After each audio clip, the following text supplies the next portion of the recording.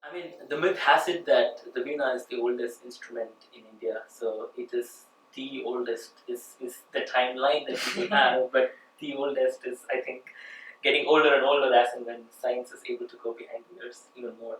But yeah, it has been there ever since classical music existed. So the evolution of music has its own story to it. So I think wind instruments started from the sounds that came through the bamboo trees or those kind of trees which have the vertical strings that come down from the leaves and from the branches. So when the wind used to strike those hangings, that's when the sound started coming. So they said the wind instruments came from those sounds.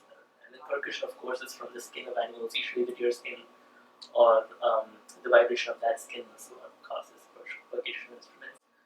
So that's how it evolved, but I don't know if there is a date to it. So Narada has played, Ravana has played, Goddess Saraswati has the Veenai, so I think there are a lot of stories that go around. Yeah, I think so. The bottom line is that it is one of the most ancient instruments, if not the most ancient instrument. Right. Yeah, so the Veena itself, the design is to resemble the structure of a human body. So it's like the head on the other hand, and the bridge and the frets, the strings constitute the spinal cord with the nerves, and we have the two resonators. Veenas, we have different variants in the Veena, and each of them have different ways they are made. And yeah, so the Saraswati or the Narada Veena is the most common one that we see here. The other one is Rudra Veena. Rudra Veena is, I think, I have not seen it in person, but I have seen it in pictures and I've heard people talk about it. So maybe some of the actual Veena here has, it's called, there's like a yard that comes on the other side of it. It's like, so it's like a face that comes up. So the way that is designed, sometimes it faces up and then the face is downwards. Oh, okay. So of course, we can play fast-paced music on this. You can do anything. There are 10 types of gamakas that can be played on the Veena. So all that can be done, but overall, the effect of Veena is not that kind of a huge orchestral type of effect. So it's a more calm and a slow-paced and a soothing music compared to any of those flashing or very loud or very bright music. Maybe it's the way that these kinds of music are designed. So there's something called an opera, which means everybody's going to expect instruments. If they say there's going to be an orchestra, we need a piano, we're going to have a violin, we're going to have all of these instruments in play. The Veena, as such, cannot be accompanied by any other instrument. Like if the vocal is going to be a vocal, violin, and several percussion instruments, then it's going to be a full-fledged bench. But if you look at the Veena, we can just have that is going to be only string instruments, and then we're going to have percussion instruments for that. The guitar and the Veena are similar in the sense that both of them have frets. So we have these vertical frets that actually define each note or each swara on the instrument.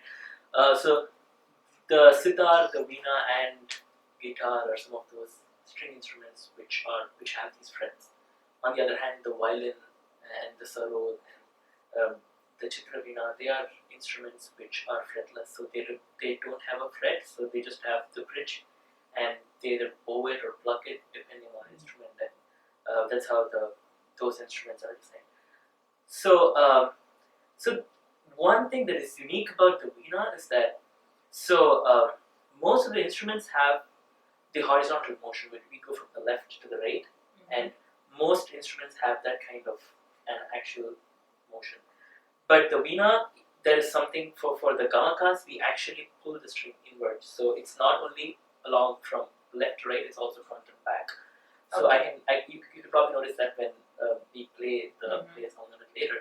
But it's so both axes, like the horizontal and the perpendicular motions, are unique to the Veena and to the sitar. Okay.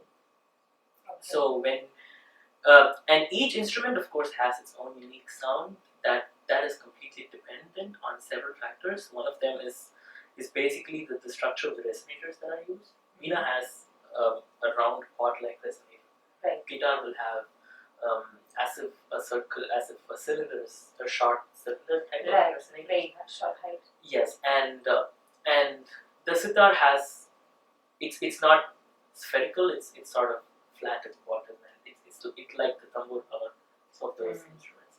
So each of them have a different structure, and there are several factors that affect the sound of the instrument, including the height difference between the frets and the strings, the bridge that we see on that side, the bridge height this side, the height between the strings and the frets. So all of these factors could create any sort of difference, even between being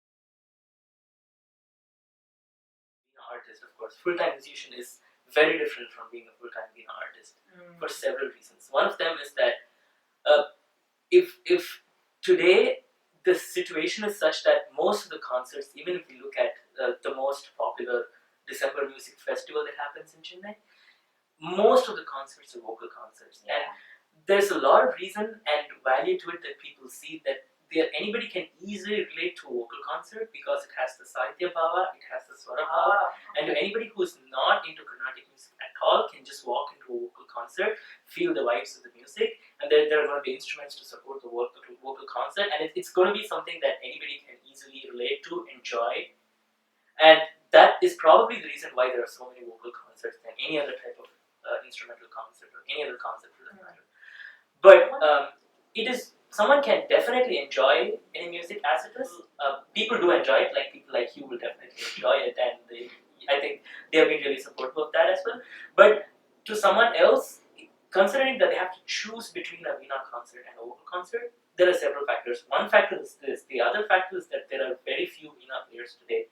There are very few flute artists today, but there are a lot of violin artists, rhythm artists, because every vocal concert, every other concert needs a violin or any of the percussion instruments, mridangam, ghatam, panchira, all of those instruments. So for people who are going to take this up as a profession, they will definitely want to have something mainstream. Although people don't decide that when they choose the instrument.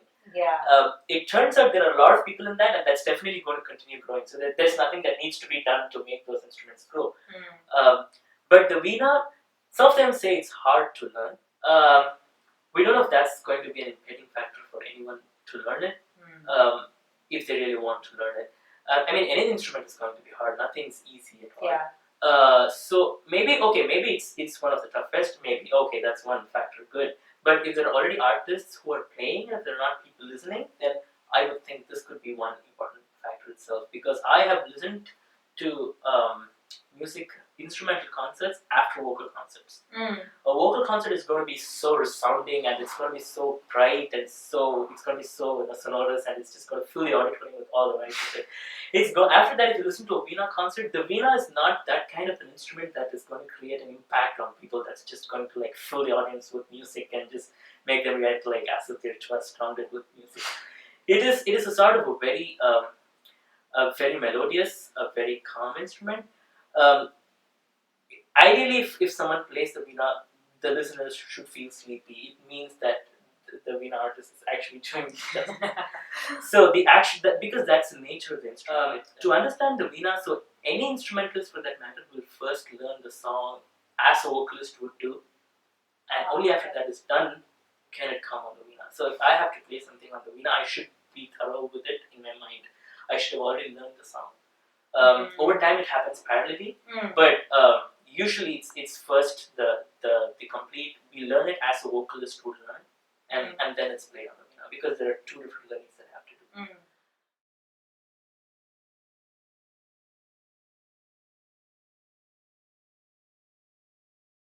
do.